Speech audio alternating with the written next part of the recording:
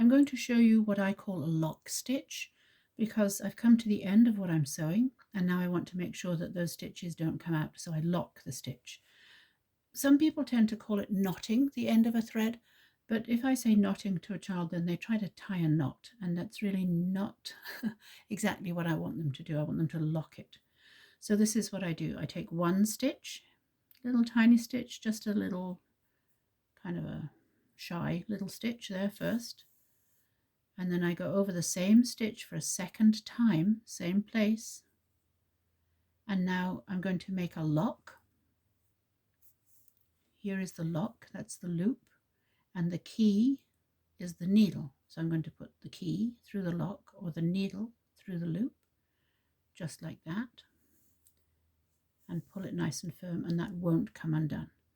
Now, if I don't want this end to show, I can just tuck it right in to whatever it is I'm sewing. This is going to be a little cat eventually. You can see his ears and there's his head eventually, right?